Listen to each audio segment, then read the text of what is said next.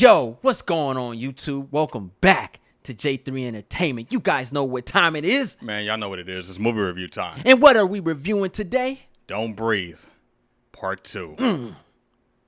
Part 2. He's back, y'all. The blind man is back. Sticks is back. Yeah. This is an origin and revamp. For those out there that don't know how we review movies, we like to talk about the good, the bad. And then we break down scenes and then we give our grade. Yes. And this will be a spoiler review. Yes, sir. That you don't know. So if you want to watch it, put this in your save for later archives and then come back, watch the movie, and then come check us out. There Peace out. All right, so let's get on in this, man. Yes. I want to start with the bad. Okay. I want to start with the bad. I want to just go in and throw this out there right now. My bads with this movie has all to do with the transition of the little girl. Okay. I did not like the fact that her pops came out of nowhere, right? And said, "You're my daughter. See my hair?" Yeah. Right? And she was like, okay. Right. Granted, they kidnapped her, but she was too willing, too like, After 8 years. he's had her since she was 1 type stuff, right? So it's like, I didn't like that. I will say the inconsistency and pacing was kind of weird in the beginning because I didn't know going in. It was set up like it was a flashback. Yes. But it was still present. But then things started to fix up and pace down in the second and third act. They start giving explanations in time before the thing hits the fan. Yeah. But it will be confusing for audiences going in because they won't know whether this is an origin or is this like present. So it kind of has a mixed bag introduction. But things get going, and then things, have a much more smooth pacing as it goes on, though. Yeah. That's on my only negative. I got you on that. I could top that, though. One of my dislikes of this film is the fact that I know it's Detroit, and I know Detroit is rough, but it ain't that rough. This was a video game neighborhood. There was no people, no cops, no life. Oh, it's 8 Mile. Like, it's worse than 8 Mile because you saw people walking by. Yeah. There was nothing going on in this town, this city, this neighborhood. Like, a house burned down to the ground. No one called an ambulance. Even when the little girl got taken by him, there was no news reports of bodies being found. There was nobody looking for this little girl who's obviously missing. There was an aftermath on it, and that was it. Because I think they cleaned it up. And they talked about what had happened because remember when we were discussing it, I was saying that both parties were both in the wrong. Right. So he was involved in kidnapping, but they broke in, so he had the right to defend and bear arms. No, I'm talking about when the little girl 8 years ago. Yeah, but again, everybody was covering their trails because he didn't want to get caught either. True, but there's nothing. I get what you're saying though. There's a house. The house was burning down to the ground. There should have been reported, but all the other stuff wasn't. But there should have been a neighborhood, the police, something. Someone saw something. It's like this town is empty. There was no aftermath. It was like, oh, that happened. All right. And there were gunshots, bro. Yeah. Like, there's no Karens in this neighborhood because I seen like 3 brothers. They probably took them out too. I couldn't get over the fact there's nobody in this neighborhood, bro. No, where's the grocery store? It's a scary situation because everybody's for their own. It was just like survive or be killed. Everyone's trying to feed off of what somebody else has. And that's what's crazy about this Don't Breathe universe, if you want to call it that. Everybody's out to get something that they don't have or are willing to, try to work for it. Everyone's sacrificing something. And so it's like, the big question is, who's really good in the story? Like, because you got villains and you got anti-villains, then you got somebody that's even more evil than this person. Yeah. So you're like, it's just in the middle of this suspense cat and mouse game. But I get that. Yeah. I just didn't understand But that could be a negative too, because it's hard for people to pinpoint who to follow in this movie because you're forced to follow Norman. But the whole thing is it's like I'm in a wild, wild west. There's no laws. And literally. It's like, who do they, where's the rules? Where's the police? Right. Like, they came obviously after part 1. Right? They called an ambulance and stuff because they had to end the movie. Mm-hmm. But it was like, the little girl went outside and she just at the park and no one's questioning anything. Like, how? No investigation. Like who's this little? I just thought that was very whack. Who's the guardian? I didn't like that. Who's sheltering her? You know what I mean? Yeah. Where were her parents? Where were they really at? but you know that we get into stuff like that though. I thought that was whack. But that's all I got for my badge. What about you? But the negatives are mostly like just story points and decision making with certain characters. That's pretty much it. But this movie is like plain and simple. Yeah. Straightforward. It's fast paced. Straightforward. Yeah. When it gets going, it gets going. Oh yes, we felt it. Yeah. You want to go in and get them goods? Yeah. I'm glad you started with the bads though. Let's dive right in them goods. Peach cobbler or apple pie? Peach. Word? Yeah. Apple Peach pie. cobbler all day. Apple pie. Ice cream on top. Yeah, either or. Yeah. All right. Cheesecake or cake? Cheesecake. Okay, I got you on that one. Yeah. Popsicle or ice cream? Popsicle. Okay. Oh, you like sticks, huh? Yeah. I hate you. He's like, yeah, popsicle. Oh man. All right, no. So let's get into good. That's funny. All right, so the good. I will say I love the slasher film setup, and I love the change in reverse following Norman the Blind Man, because I've never seen the depiction of an anti-villain ever in a movie. I've seen anti-heroes. Yeah. I've never seen an anti-villain. First time. That was dope. Yes. I never thought I could follow a blind man. Because it's like you basically told the audience, people are going to be people and they can be redeemed, but you don't have a choice. You have to follow this man because now it's his point of view, and you get to see what he does as someone who used to be a father, but still has a soldier mentality. I love the whole setup because they had a slasher movie setup, and then it turned into a John Wick movie. Yes, it sure starring did. Stick. I just love seeing Steven come back as this character, bro. Yeah. Sticks at his finest. Like it's like he taught Sticks. Like I love the OP-ness of him. Yeah. I said in my first review how he portrays a blind soldier. He's just so like he's grabbing and touching, and his methods of being blind is so believable. The precise detail. Like you don't really see that. I ain't seen that since Ray. Movement, hunting, smelling. Like he's using everything in the environment. Like so, it's not like that's not logical. He's using everything, and because he's blind, it's hiding. Yeah, he got more OP in this one. Oh yeah. Like everything just like came full force. He was smelling. I smelled death. He had tools. he had weapons this time. Tools. It was crazy. He was like, "Go away, stay." He figured it out. I can use his dog. Go home. Oh my gosh, bro. I loved it. Another good for me. The fatalities, bro. Yeah. Bro, he hurt. He put the. The kills were very creative. Bro, like he put the super glue. He basically told him, like he did, Toad did Jean Grey on X-Men 1. He lit the nostrils up the mouth and said, you're gonna suffocate to death. Bruh. I've never seen that before. He used glue. That was tight. A very good brand. I need to know what that was. I need to know what brand that was. That's that cement glue. Like, that's that real stuff, bro. Yeah. That screwdriver to the jaw so he can breathe. He said, open your jaw. Man. I thought he was going to, like, try to cut it. Like, spread his lips. No. He poked a hole in his jaw. Yeah. Or the other one I see when they do it through the throat and then the straw. Yeah. That's what I thought he was going to do. Yeah, I seen that in John Wick. Yeah. Crazy stuff. Very good detail when it came to action, and very suspenseful, and then very cool cat and mouse game. They threw a lot of twist on the home invasion movies because you got slasher, you got action, then you had the little traps, which is like a nod to Saw and Home Alone. Like, but from a blind man's perspective, like it was a lot going on, and every turn there was like these twists and there was the suspense. So audience is really just trying to figure out what's happening and why it's happening. And the movie really doesn't give you time because we're just following Norman. Yeah. And you're trying to figure out where he is in his life. And he's explaining some things. But the little girl is kind of the voice of reason as to... She's the bridge of happiness. Yeah. Yeah. What's progressing the story forward because she's trying to get just as much answers as he's allowing her. Mm-hmm. But she's also helping him. She's kind of the protege child. I'll say this. Yeah. I liked the little girl. I thought she did a phenomenal job. Like...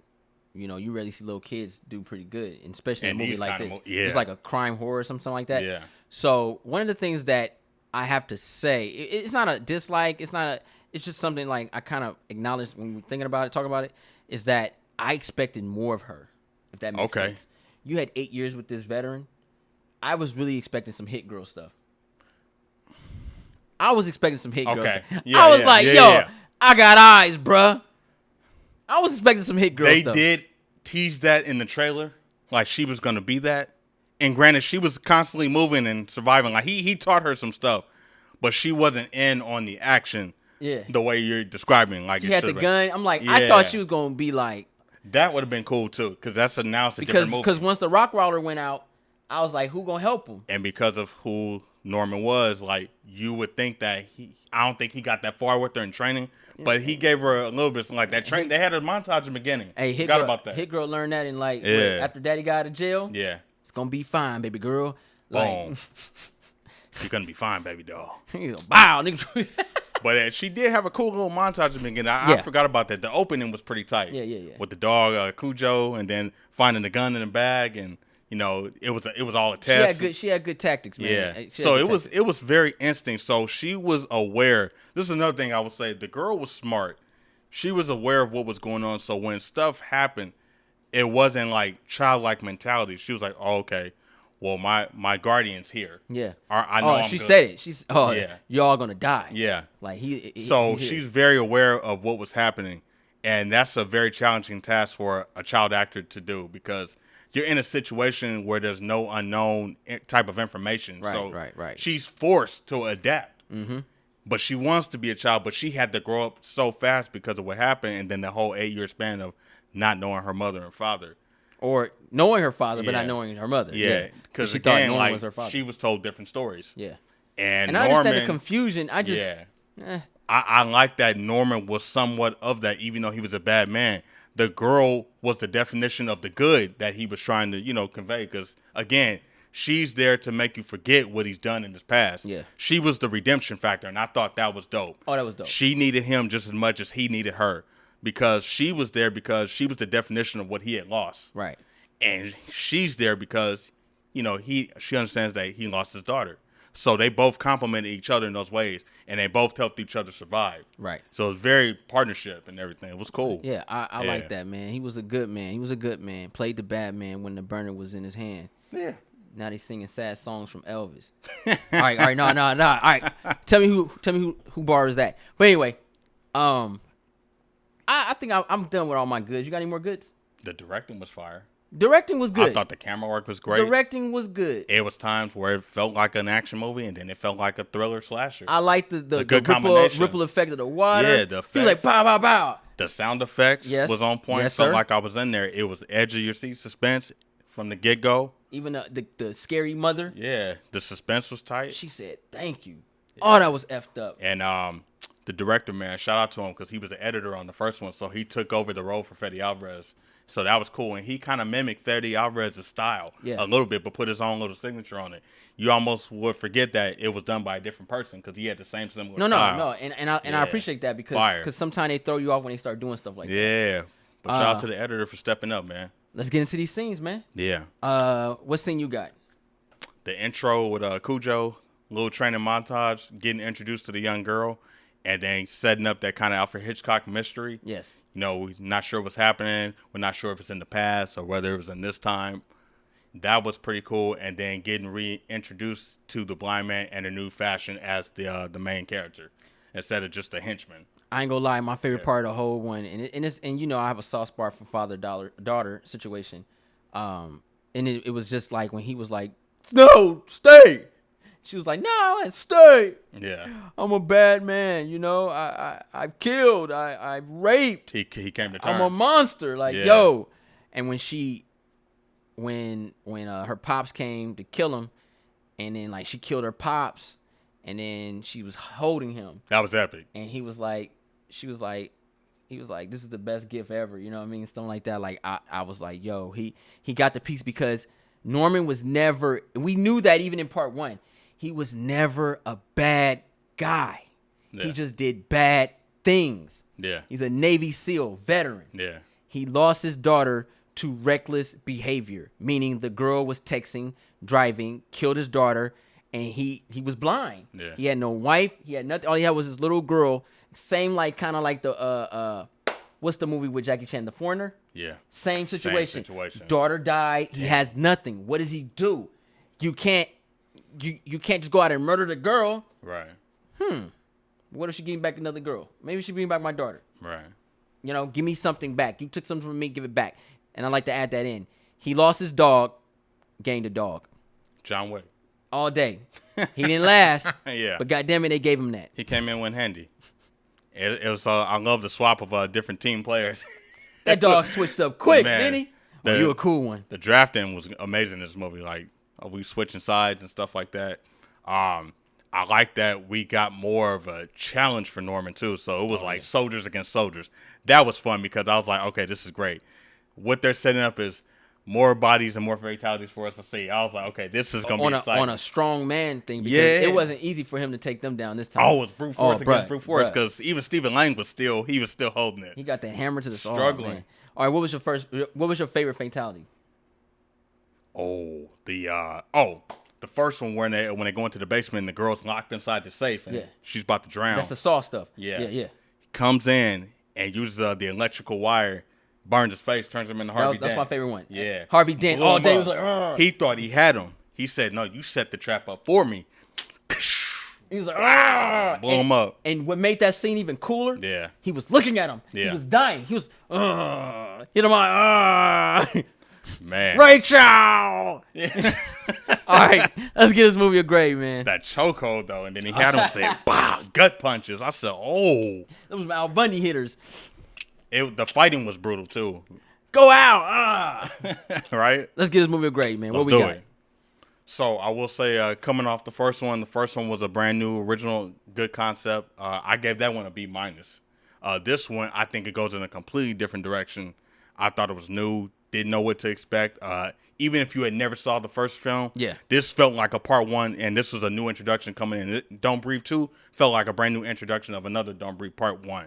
Altered universe. Yeah. And I enjoyed it for that because it kept me on edge, kept me guessing, kept me asking questions.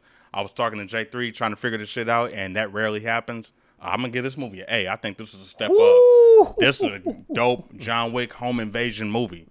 I loved it. Loved every bit of it. Look. I enjoyed the movie to a degree. I ain't gonna lie. Very predictable film. I predicted it. I said, bruh. Yeah. They about to kill a little girl. They need some organs or something. Something ain't right. I predicted that. I understood it. I understood the Norman's character. They amped him up way too much. I would have loved to see him at least take one of them adrenaline things or something and explain why he was too epic. Universal Soldier? Yeah, something. Give me something. Like, he was just epic, bro. This is an old man that got his ass whooped in the first one. Like, where he was teed out, like, they were going to go to the hospital. Like, they were amateurs because they thought because he was blind he couldn't do nothing. True, but he still ended up effed up at the end of the movie. Yeah. So this is an old man 8 years after the fact. Dude through struggling. And so I was like, he's older now. Those were kids who just wanted money. True. These were soldiers. True. And he went against healthy soldiers. Yeah. And he survived. And he kept coming. I was like, okay, it's cool. It was. I knew what I was going to get. I knew I was going to get epicness. I knew I was going to get some Daredevil stuff. Very predictable, like I said. I didn't like the transition of the daughter to the parent. It felt off. I like the fact that they ended it, but it kind of was it wasn't better than part one for me. Okay. Even though it felt newer, but I knew. Yeah. You know what I mean? This town just watched this guy with this kid. It just it's kind of retread. It's like, yo, like, where the people at? Like, ain't nobody questioning this, man. Like, they said the girls were.